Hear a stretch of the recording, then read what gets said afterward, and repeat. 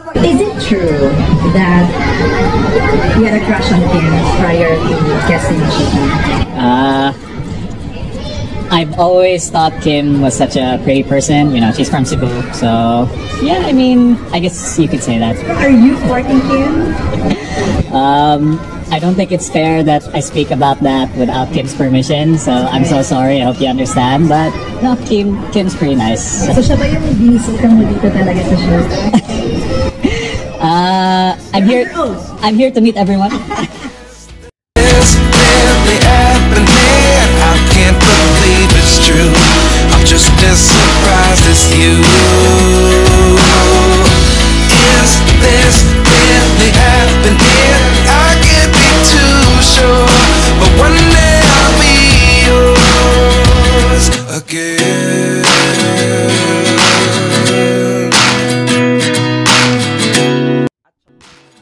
Good afternoon, everyone. Ito po ang iyong lingkod, Juvel Rosales. Ano pa nga ba ang inyong sinusulsul sa akin?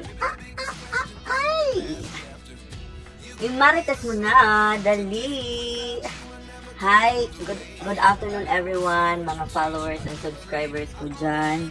Kita nyo yan, napakainit ngayon.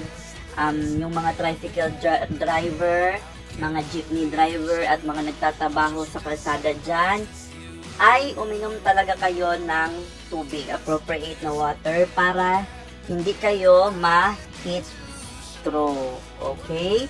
So, sa ating mga followers at subscriber dyan, maraming salamat sa inyong mga suporta at pagmamahal sa akin. So, let's proceed sa ating topic for this day. So, medyo ano ang topic natin ngayon, no? Interesting. At saka, audience impact talaga. Kasi naman, ay bumalik si attorney Oliver Moyler. Sana na-pronounce ko na maayos, no? Attorney Oliver Moyler sa Showtime para balikan si Kim Chiu. Yun nga ay ang pagpaparinig ni Vice Ganda, no? Na parang binibisita daw di umano ni Dr.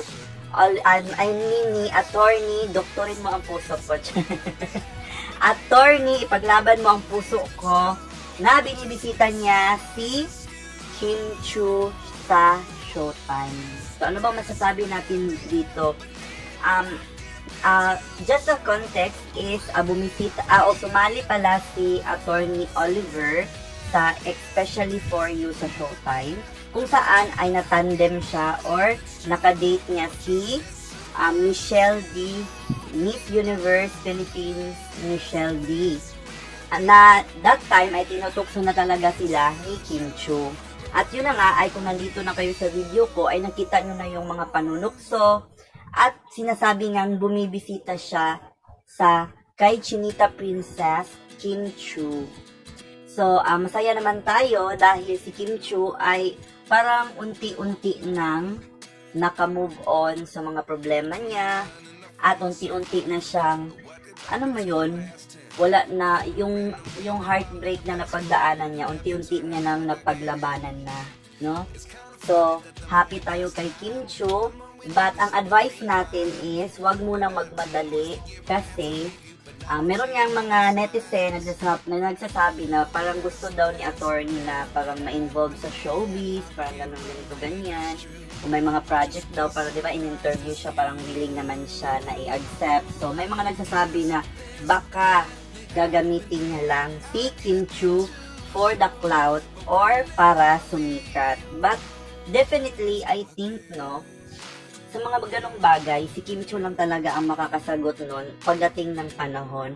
I think Kim Chiu learned a lot from his ex-boyfriends like Gerald Anderson and Sian Lim, diba? Of course, pagkatapos ng isang heartbroken, ay meron talaga tayong mga learnings na na-apply sa mga sarili natin. And I believe na meron ding nakuha si Kim Chiu na mga learnings sa mga past ex niya at mga past failed relationship niya.